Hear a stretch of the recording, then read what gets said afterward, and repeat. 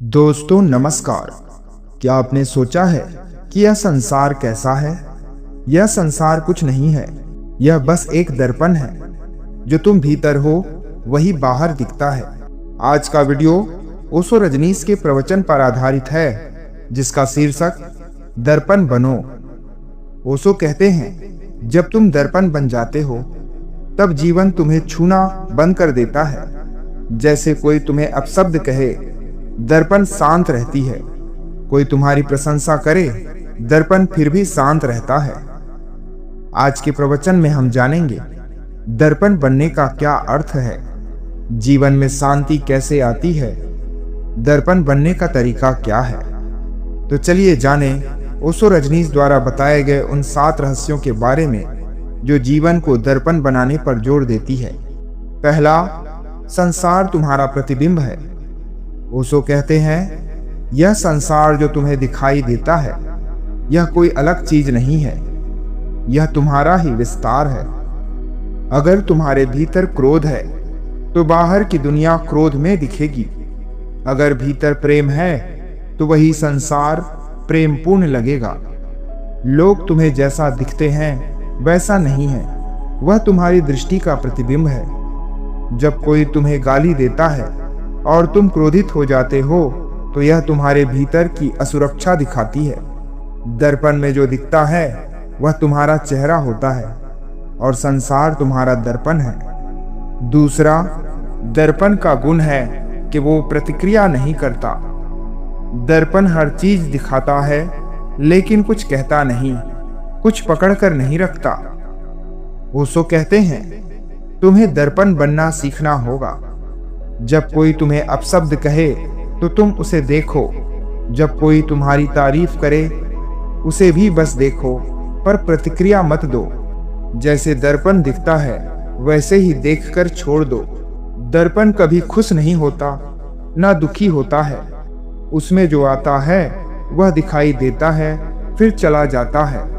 यदि तुम यह कला सीख लो तो कोई भी तुम्हें दुखी नहीं कर सकेगा। तीसरा, भीतर को बदलो, बाहर अपने आप बदल जाएगा। अक्सर हम सोचते हैं कि दुनिया बदल जाए, लोग बदल जाए, परिस्थितियां बदल जाए, तभी हम शांति में रह पाएंगे, लेकिन यह असंभव है। ओशो रजनीश कहते हैं, तुम बाहर की दुनिया को बदलने की जगह अपने भीतर को बदलो। भीतर क्रोध को प्रेम में बदलो, भय को ध्यान में बदलो, उलझन को मौन में बदलो। जब तुम बदलते हो तो तुम्हारी दृष्टि बदलती है, फिर वही संसार, वही लोग, वही परिस्थितियां तुम्हें अलग दिखने लगती है। चौथा, दर्पण बनना ध्यान की उच्च अवस्था है। दर्पण बनने का अर्थ है हर परिस्थिति में गवाह बन जाना। जब कोई तुम्हें अपमानित करता है तो तुम स्वयं से कहो, मैं देख रहा हूं, मेरे भीतर कुछ जल रहा है, लेकिन मैं सिर्फ देख रहा हूं।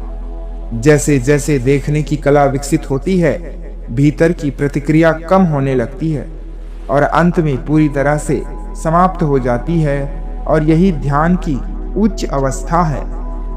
पांचवा, लोगों को जैसा पाओ वैसा ही लौटा दो, बिना पकड़े। ओशो उदाहरण के साथ समझाते हैं, जब एक बच्चा दर्पण में देखता है तो दर्पण उसे हंसता हुआ दिखाता है। जब वही बच्चा गुस्से से देखता है तो दर्पण उसे वैसा ही चेहरा दिखा देता है। लेकिन दर्पण कुछ नहीं करता, बस दिखाता है। तुम्हें भी ऐसा ही बनना है। लोग जैसा व्यवहार करे तुम उसे पकड़ कर मत रखो, उसे वैसा ही लौटा दो, भीतर मत उतरो। छठवां, हर दिन अभ्यास करो। दर्पण बनने के लिए रोज अभ्यास करना होगा।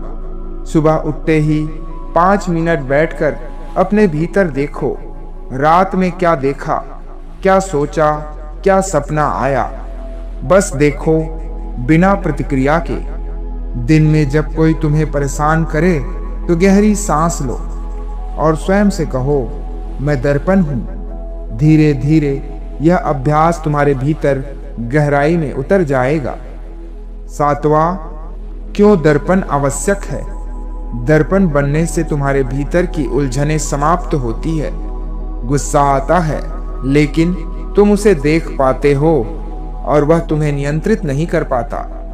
दूसरों की प्रशंसा और अपमान दोनों तुम्हारे भीतर हलचल नहीं पैदा कर पाते। जीवन में बहुत ऊर्जा बच जाती है और वही ऊर्जा तुम्हें ध्यान, मौन और प्रेम की ओर ले जाती है। 8वां, ओशो रजनीश का अंतिम संदेश है, दर्पण बनने का अर्थ है जीवन में पूर्ण स्वतंत्रता पाना। जब तुम दर्पण बन जाते हो तब संसार तुम्हें छू नहीं पाता, तब तुम्हारे भीतर कुछ भी अटका नहीं रहता। तुम्हारा अंतःकरण साफ और स्वच्छ बना रहता है जैसे निर्मल आकाश। यही ध्यान की अंतिम स्थिति है। धन्यवाद। नमो बुद्धाय।